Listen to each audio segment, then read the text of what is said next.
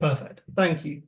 So, welcome, as I say, to the Smart Data Research UK Data Services webinar for the opportunity that's currently on the funding finder. To start, I might as well introduce myself. So my name's Bruce Jackson. I'm Head of Work Streams and Operations in Smart Data Research UK. And what I'm going to do is pass to Joe and then the team heads in Smart Data to introduce themselves. We have members of our team as well on the call as well. So, Joe, do you mind introducing yourself? Thanks, Bruce. Hi, everyone. I'm Joe Cuddiford. I am Director of Smart Data Research UK. Shall I pass over to Matt next? Afternoon, everyone. I'm Matthew Proston. I'm Head of Programme Management for Smart Data Research UK. And I'll pass over to Deborah. Hi, Deborah Kroll, Head of Strategy and Partnerships for Smart Data Research UK. Mark? Afternoon, everyone. My name is Mark, and I'm Head of Comms for SDR UK. Claire? Perfect. Thank you so much. What I'm going to do now is go through our slides for today. As I say, I am recording, so if you don't want to be on the record that will be published on the funding finder, please turn off your camera.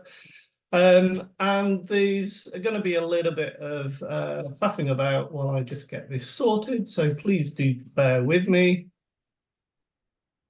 Presentation. You can see my slides at the moment. If I switch that, can somebody in the team just confirm that you can only see my slides and not the presentation notes? Yeah, all looks good, Bruce. Perfect. Thank you so much. So, welcome. In this presentation, I'm going to provide information on Smart Data Research UK, our programme, key documents that you'll need to read, and finally, the opportunity, what we're looking for, how to apply, and how we'll assess your applications. We're going to have time at the end, hopefully around 20 minutes for questions and answers, and we'll attempt to answer as many questions as we can. We might not get around to answering all questions, and there might be questions that we need to take away. Please ask questions via the chat function and start your question with a Q just so we can easily pull them out. Please note that we'll add a Q&A to the funding finder, answering key questions that we received today and over the course of the programme. So, starting with an overview of the programme, our mission is to unlock the power of data, smart data, to improve lives. So, key question, what is smart data? Well, we define smart data as all data generated through everyday interactions with the digital world. There's almost nothing that you can do in the modern economy that doesn't leave some sort of digital trace behind. We know that it's a very wide definition. It covers everything from GPS, location, apps, social media, digital payments, smart home devices, and it's not collected for the primary purposes of research, but it can be used for research that has wider public benefit. And there is an overview of the types of data that we've identified for the call within the funding finder. Please make yourself familiar with that. It's our current framing at the moment. No doubt there will be aspects that potentially are missed out of that, but please do make yourself familiar. Unlike survey and admin data, smart data tends to be held by private sector organisations. They use it to provide us with services, and importantly, we're starting to see innovative research using smart data across a whole range of areas. And we've prioritised 4 thematic areas in our programme. So we'll support research that has a clear public benefit under these themes of productivity and prosperity, health and well-being, digital society, and sustainability. Clearly, these are quite broad, but they do link across key research themes and agendas across UKRI and the wider research and innovation landscape. So the aim of Smart Data Research UK programme is to unlock the power of new forms of data for research and innovation that solve economic and social challenges.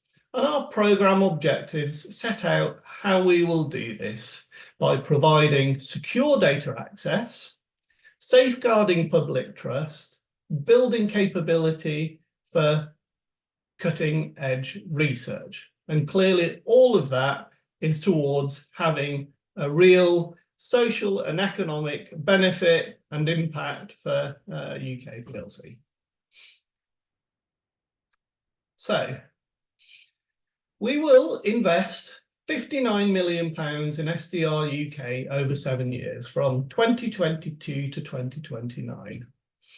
Our funding comes from ESRC for the first phase of the programme and comes from UKRI for the second phase of the programme, which is funding the data services that we are currently commissioning.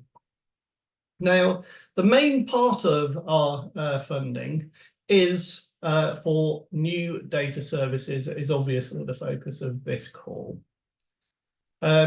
Secondly, we will allocate flexible funds to support innovative research focused on demonstrating the potential for new data to solve economic and social challenges and making sure that the infrastructure and capability that we develop has some really clear use cases that demonstrates its potential to policy, to public and to business.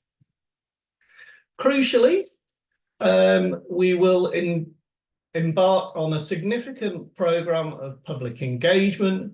We're very committed to actively engaging the public in the development of Smart Data Research UK to make sure that their voice is actively heard and engaged and supports the development of the programme and the work that we do. Our first project kicks off in the summer and providing sort of a foundational public dialogue, setting the principles that SDR UK will work to.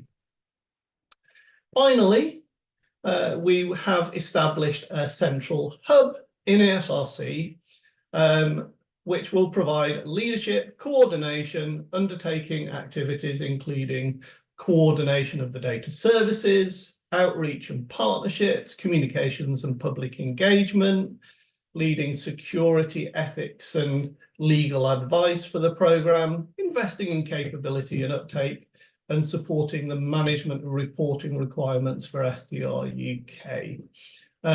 Joe is the director of Smart Data Research UK, and I am based in that team in ESRC UKRI. It's about a team of about 18 to 20 people. On the last point around management and reporting, it's worth noting that SDR UK is funded, as I say, through the Infrastructure Fund, and required a business case approval from DCIT, our government department, and as such is subject to much more in-depth reporting, monitoring and evaluation and assurance than standard UKRI programmes. So if you are funded, just a heads up that that is going to be something that the data services are going to need to do. So, key information for this call. Let's move on to the call. We've got a total of £30 million allocated towards this call. Our award range is £3 to £7 million full economic cost. Funding can start from September 2024 and last 4.5 years. Clearly, there are going to be some projects that are ready to go or some data services that are ready to go, and there's going to be some that are going to take some time to scale up and start. Grants will need to end by 31st of March 2029, and the closing date for the call is 2nd of May. Now, there are some key documentation that we need to, or that applicants will need to read to submit to the a proposal to the call. First of all is our programme strategy. It was published in October 2023 and sets out our aims and objectives for Smart Data Research UK, including things such as the theory of change, key challenges, case studies, and descriptions of the opportunities related to our research pillars. We've made some minor updates since it was published in October 2023, when to reflect the input that we got from our engagement exercise. And we encourage all applicants to familiarise themselves with our programme strategy, and in particular, any updates that are made. They are fairly minor. The feedback that we got from the strategy was, that actually everything that we're saying resonated, and that the community largely agreed with our objectives and aims and aspirations and the challenges and opportunities that we identified. Secondly, we have a briefing that is attached to the funding finder under additional information. Now, the briefing is a key document for people that are submitting applications through to ourselves. It situates the data service objectives within the wider framework of Smart Data Research UK. For that, we have an objectives map with key performance indicators that should be reflected in your plans when you're setting out key milestones and aims and targets. It sets out the activities and approach to delivering your data service objectives that we'd expect to see. And it also sets out our role as a strategic hub and our roles and responsibilities. And I'll come on to that in due course as well. So there are also key policies and guidance that ESRC UKRI provides that we want to point applicants to. One, the UKRI's Good Research Resource Hub brings together all of the policies, standards and guidance that applicants will need to familiarise with themselves. And you'll need to demonstrate how that you follow, achieve and demonstrate compliance with relevant UKRI policies, including responsible innovation, engaging with the public, trusted research and innovation, and open research. In particular, with regards to UKRI's trusted research and innovation principles, it sets out our expectations of organisations funded by UKRI in relation to due diligence for international collaboration. And so we're waiting for an updated briefing to be uploaded to the funding finder in the next day or so. And within that, we point also towards guidance from the National Security Centre and the National Protective Security Authority, in particular with regards to due diligence on international activity and the security measures that we expect to see. So there is an updated briefing that is going to be published within the next day or so that points towards further requirements and guidance with regards to international activities and security, and also a few updates that I'll come on to later. Worth also pointing, as standard, to ESRC's data policy and data ethics guidance as well. And clearly, that is going to be one of the key things that data services are also going to be mindful of. So, who can apply? Well, first of all, you must be based at an eligible research organisation. Project leads should be an experienced researcher, professionals with proven ability to lead an investment of this nature, as well as a successful track record in delivering large-scale projects. And directors will need to demonstrate that you have the vision, leadership and management skills, sectoral technical experience required to deliver the data service. And we welcome directors with a variety of different backgrounds in research, industry, service delivery and other areas, provided all of the criteria are met. And in terms of the teams that we're seeking to commission, we're seeking multidisciplinary teams. We're going to need to deliver the data services. They'll need to demonstrate they have the skills, knowledge, and experience to lead a research data service focused on access to data, meeting the definition of smart data within an academic environment. And in terms of the time commitment for directors, they must show that they have the resources capable to direct the commitment available to direct the project and to be actively engaged in the work. We expect the combined project lead and co-lead leadership time charged to the delivery of the grant, excluding dedicated proof of concept research, to be about the minimum of 0.7 FTE. So what are we looking for from the data services? Well, we are wanting the data services to be long-term data services that acquire, steward, and enable safe access to smart data for broad communities of researchers.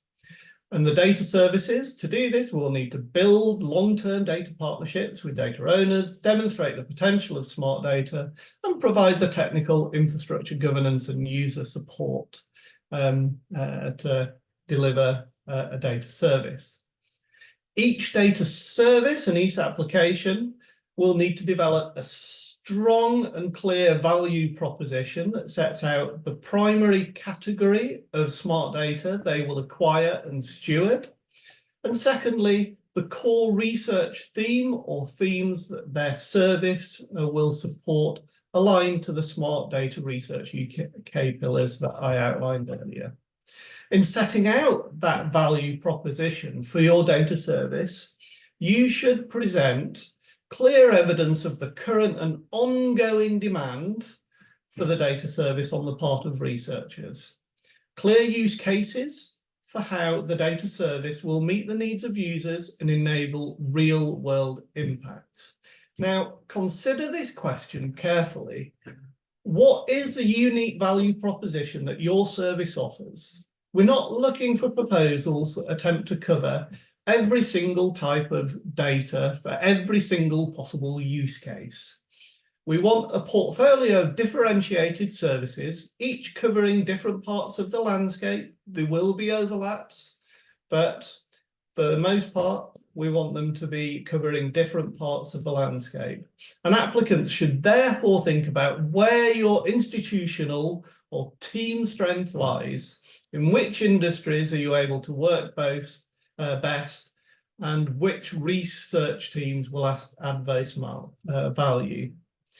Finally, to reiterate that long-term point and serving the needs of researchers, we expect the data services will need to develop over time, responding to the needs of researchers and the opportunities that come up to acquire, steward, and enable smart access to smart data. That long-term aspect, as I say, I am reiterating, it's an initial investment of 4.5 years. What you develop and set out now will need to change as that landscape change and as the needs of researchers change and as opportunities to work with partners change, and you'll be working alongside the Smart Data Research UK hub as well. So we have identified 5 objectives for the data services. In the briefing, these objectives are mapped to our programme objectives and include a set of KPIs for applicants to include within their project plan as well. So please reference the briefing document as well, that has a lot of information behind these objectives. So first objective, primary objective, acquire, steward and enable safe access to smart data for research. Secondary is collaborate to build a user-friendly federation of data services and enable cross-domain research, ensure responsible use of data, build capability across the research community, and be a centre of excellence for smart data research, enabling impact from groundbreaking research. So I'm going to go through, before I go through each of those objectives in turn, I'm just going to reflect on related opportunities. particularly related to the social sciences and how they are substantively different from this opportunity. Fundamentally, the Future Data Services call that's out at the moment and is live is a request for pilots to enhance data services for the future.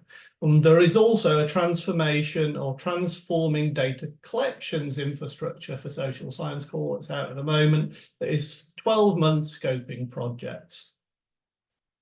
Now, these are clearly very different to what we're commissioning through the Smart Data Services call. Very different outputs by their nature, but in particular for Future Data Services, those outputs should help SDR UK achieve our objectives. For the transforming data collections infrastructure opportunity, in particular with regard to the theme on alternative data collection methods, we are aware that there were some substantive questions around its scope in relation to working with smart data, and we're in discussions with the SRC data infrastructure about this. So, Objective 1, acquire, steward and enable access to smart data for research. Within the funding finder and within the briefing, we set out the activities that we would expect to see or expect to be important into meeting this objective. Developing and curating data products that meet the needs of research users at different levels, acquiring data by building long-term partnerships with data owners or by any other means. And now I'm going to go on to the next slide, which in essence provides an overview of what we say in the briefing document. So when you go to activity 1, acquiring data by building long-term data partnerships with data owners or other means, within the briefing document, there is a significant amount of information that sets out what you need to put in your proposal and the support that you can expect from the wider programme. So we set out that you need to provide a high-level data acquisition plan, explain how you will support and provide assurance for the security of data access for broad communities of researchers. That aspect has been added following discussions with NPSA. And importantly, it's critical that data access extends beyond your core team and beyond the users within your core own research institute. And then we set out the support that you can expect from the wider programme. So the role of the strategic hub in leveraging its own position within UKRI, and the support that you'll receive from the other data services as well. This is and will be a collaborative effort across the data services and led by the strategic hub. So it's important that applicants are fully aware that they will need to work in a collaborative manner with the strategic hub and with the other data services to make sure that we achieve our objectives as a collective whole. So, going back to the other activities, as I say, you'll need to develop and curate data products that meet the needs of different research or users with different skill levels. You will need to address the challenges around the use of smart data for high quality research. This includes, for example, representativeness, uncertainty, provenance, bias, privacy protection or licensing issues. You will need to provide digital research infrastructure and information management and governance to protect sensitive data while making that data available to the UK research community on equal terms. It's worth noting that under this activity, we set out what the DRI and information management and governance elements might include. And we've added some aspects to that, in particular with regards to logging and auditing access of use to those to researchers. Secondly, your work on infrastructure and discoverability and access will be expected to be developed in tandem with wider programme efforts to streamline and standardise, and therefore resources will be needed to be allocated responsibly over time as the programme develops. So this isn't, we set out all of our programme plans right at the beginning and we are going to follow those rigidly. You will need to work with ourselves and you will need to work with each other to make sure that we respond to the needs of researchers and that we respond to the development of the landscape as it develops. These are going to be long-term investments that will need to iterate over time. I'll also reflect under this activity that we expect your funding to leverage existing infrastructural assets to ensure value for money, and you should indicate how you will partner with other infrastructure providers to build on existing and emergent digital research infrastructure. We obviously can provide funding to plug gaps where needs be, but we are not looking to set up a whole new world of trusted research environments, high performance computing, etc., etc., etc., where those are already in place and can be used for smart data research. Finally, providing user support, it's worth re-emphasising that we encourage all applicants to give due consideration to the service aspect of your proposal, how that will be delivered by your service and what resources you need to deliver for a wider research community. And the hub again will take a leadership and coordinating role, working with the data services on the development and delivery of a single point of access, for example, single data catalogue, standard guidelines for metadata, etc., etc., etc. Objective 1, worth flagging also that we expect a minimum of 60% of your budget allocated towards the delivery of Objective 1. Now, it is going to be a little bit of a finger in the air exercise for applicants in terms of working out how that is, but it is a core message that we expect the predominant focus of the data services to be on delivering Objective 1.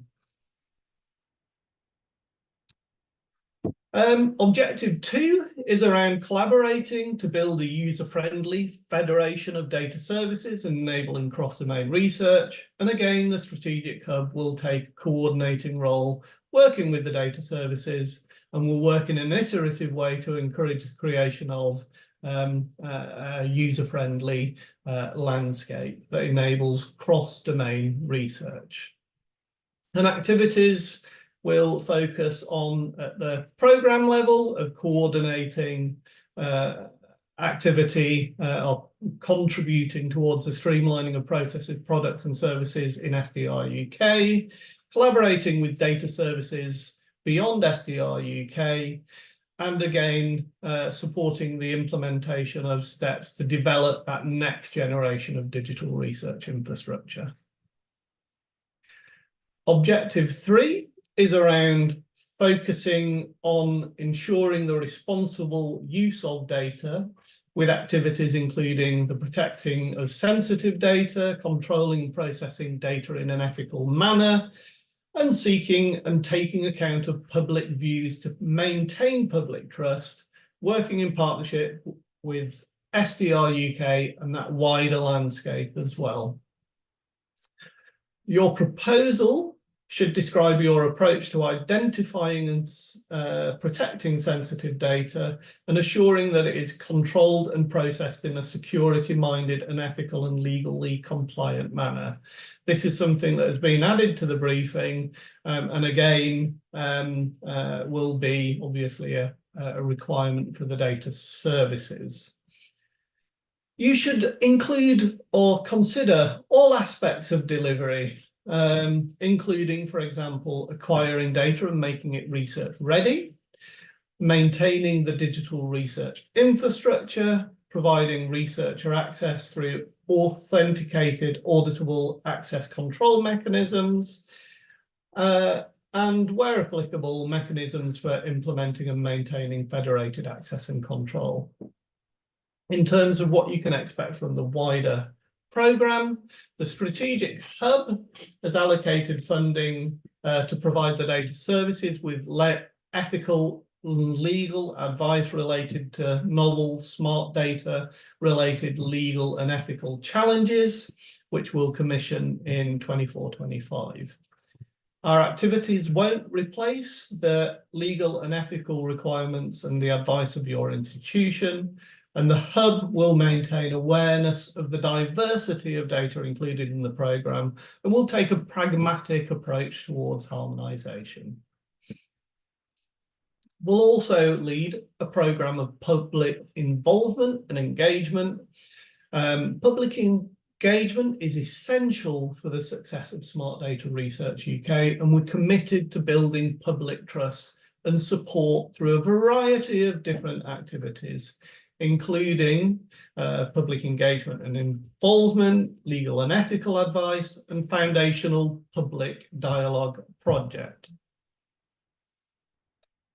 Coming towards the end, so Objective 4 is focused on building capability across the research community with activities such as building an inclusive community of practice around smart data that extends beyond your core partners, supporting the development of research skills through training and capacity building, growing the user base, and providing training in working with your services, data and tools.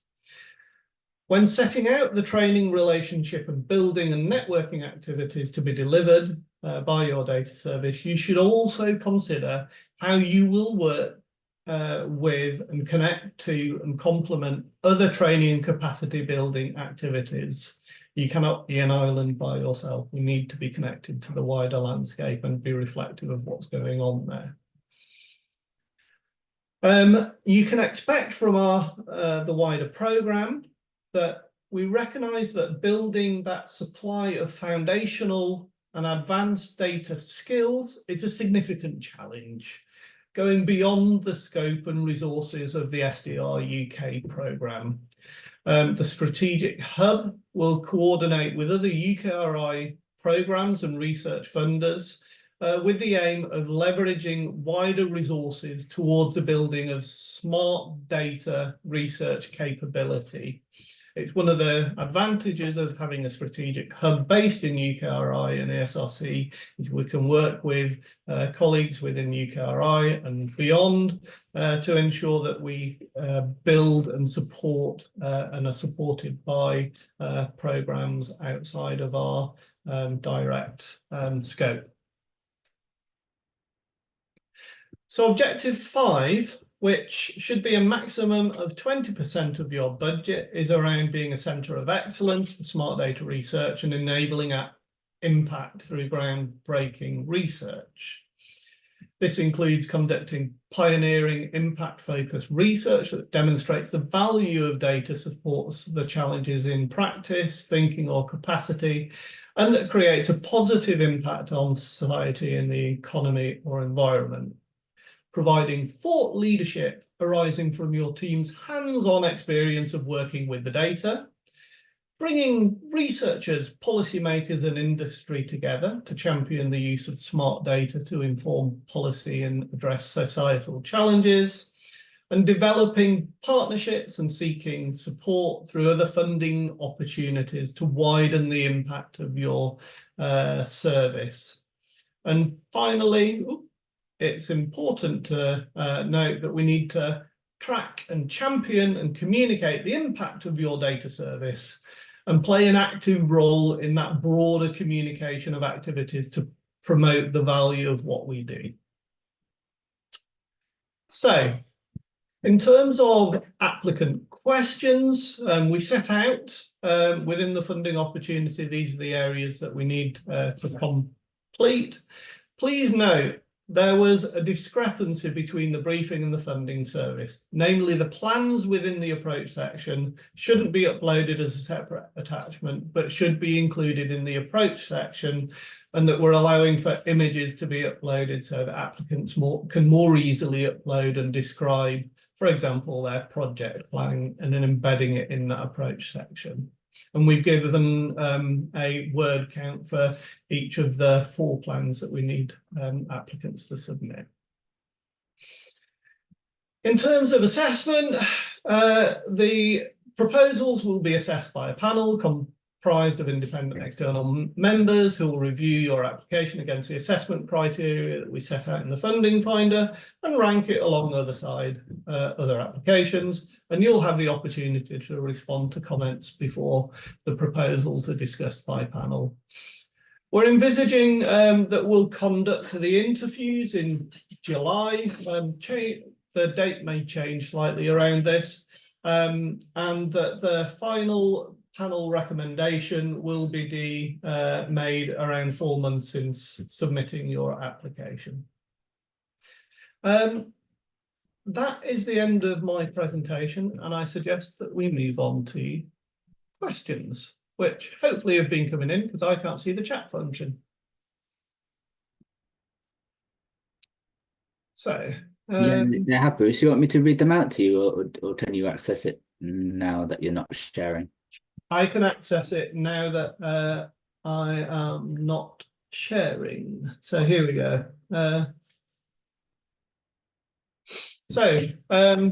First question is, can applicants or individuals be co-I on more than one data service?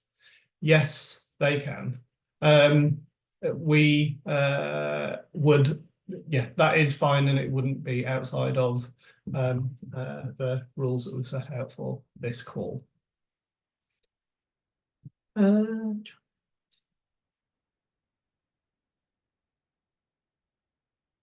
may take a few time for me to read these questions.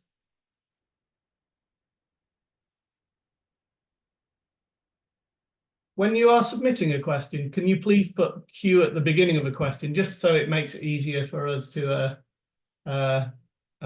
pull these out. So, can you say more about the expectations for data acquisition? Recognizing some. Okay. So this question is about timeline. So can you say more about the expectations for data acquisition, recognizing that some new data services may have longer to ramp up than others?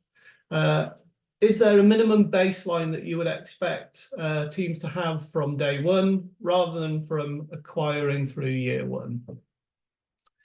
So I think it's a really interesting and useful question. Within the applications, we expect applicants to set out the KPIs or the key deliverables and milestones that they would expect to deliver as part of their application.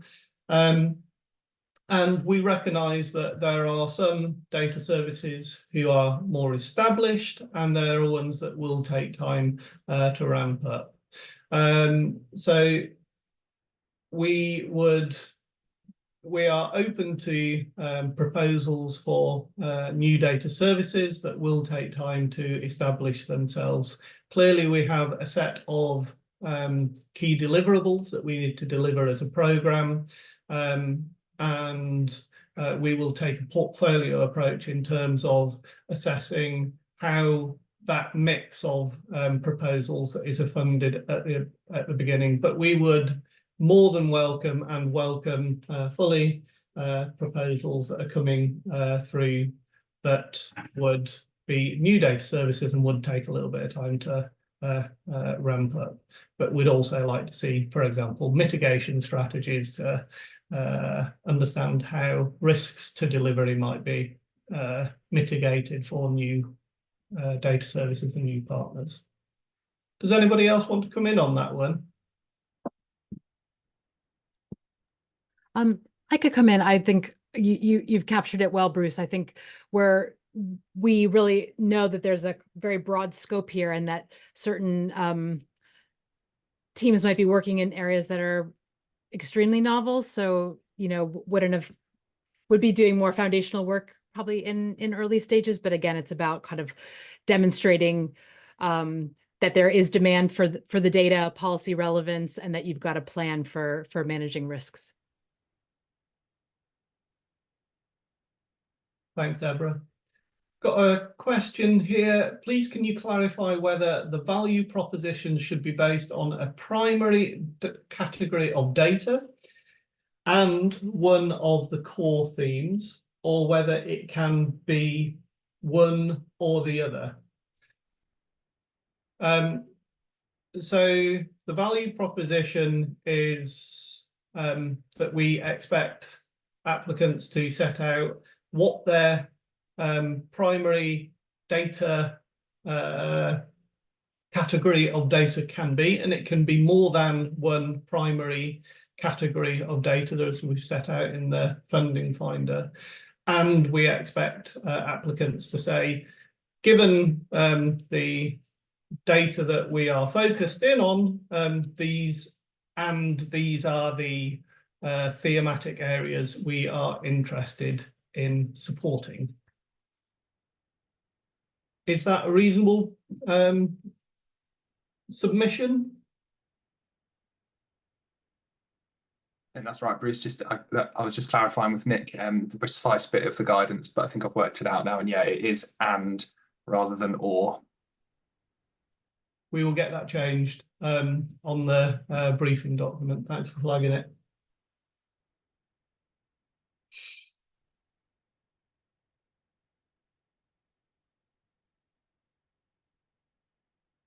So we have a question about the full economic cost, but the call website indicates 80% FEC. So the full we are accepting proposals that are within the award range of 3 million to 7 million full economic cost of your proposal. If there is a discrepancy on the funding finder, please do let us know via the contact details for our programme.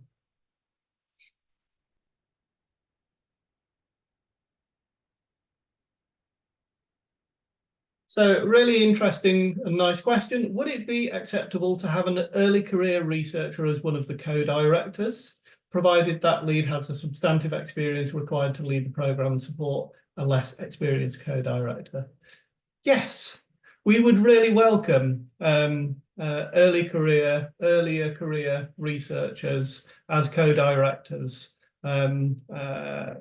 We really do want to support the development of leadership skills across the data infrastructure landscape, and would welcome co-directors at an earlier stage, supported potentially by an earlier career researcher. A later career researcher. Deborah. Yeah, can I come in just with a couple thoughts about this? Because I agree. I think it's a really interesting model with a lot of potential. I think perhaps applicants might want to think about conveying that both directors would have active involvement. We want to make sure that the panel will understand how those partners would work together, and why they're the right people to work together, and how the work would be shared out between them, and that it's actually an effective partnership, not one person in post kind of as a headline and one person doing the work, but that it's an effective working partnership.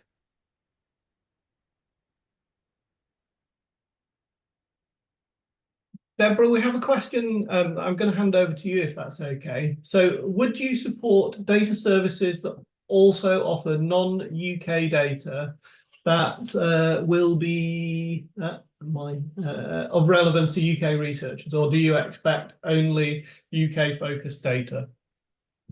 We haven't set a requirement about the sourcing of the data. Obviously, there are sort of rules around the international flow of data that we would expect data services to be really mindful of, but I think relevance is more our concern than the actual original sourcing of the data. And that's not to say that we're certainly not barring involvement in research that has broader international relevance as well, but we are a UK focused program. But in terms of the sourcing of the data, there's no requirements around that. So there is a question around the 0.8 7 FTE requirement for directors or the entire group of co-Is. So in essence, a 0.7 FTE requirement is for the leadership of the data service, and that leadership clearly can come from the director and co-Is as well, but set out in your management plan the allocations towards the leadership of your data service.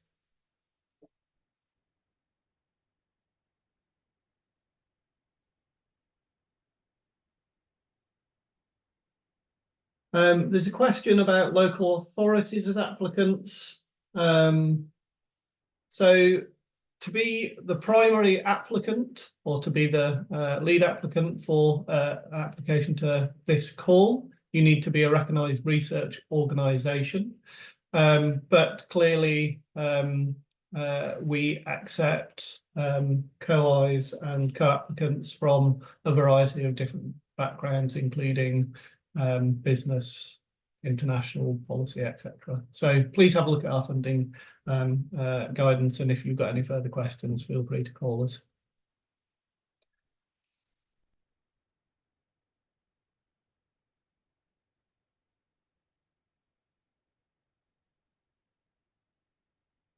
So would you consider appropriate also the provision of data sets that are derived using smart data, but not providing necessarily access to the raw smart data, derived indicators, measures developed through other methodological work? I'm going to answer, and then I'll feel free for others to pop in. But yes, clearly, there will be data that is derived from smart data that could serve the needs of researchers in this space. We are not necessarily looking for access to the raw data, and actually we do put an emphasis on providing research-ready data for researchers, which one helps in terms of making the data more usable for researchers and doing a lot of the work that would make it more research ready. And secondly, that it helps address some of the technical and resource requirements of dealing with a raw data feed, where actually the data from, or the resource requirements for meeting delivering that could be quite substantive. So yes. Anybody else want to come in on that? Perfect. Okay. Would you support a consortia-based approach in collaboration with a private industry? Yes, as long as the research organisation, or the lead organisation, is a recognised research organisation, then we would welcome a consortium-based approach, and in collaboration with private industry, and where you have secured private sector or project partners, you clearly can set out their contribution towards the project in a letter of support. Do you require data licenses for all data sets to be provided through the service? In some cases, a lot of smart data services data is repurposed, not through clear data licensing. Joe. Yeah, I'm happy to say this one. Thanks for the question. So I think this might be getting at web scraping type approaches, where perhaps smart data is being collected not necessarily in line with the usage policy of the platform that it's coming from. I think so it's really important in our program that we're thinking about how we build relationships with a whole range of private companies and other data suppliers, and that we put in place really clear and improved license terms. So I don't think we would support work that requires getting data by means which is not in line with the terms of use of a platform. or that was being done in a way that the platform didn't support. I think we want to be doing this with consent and with the appropriate license terms in place. Hopefully that is clear enough, but I can see that there might be some borderline cases that we would need to discuss, and so if you've got something particular in mind, then please do contact us. Exactly. It may be that more direct question to ourselves might be more appropriate. I have come, I think, to the end of questions in the chat, unless I've missed anything, folks. If I have missed your question, please raise your hand.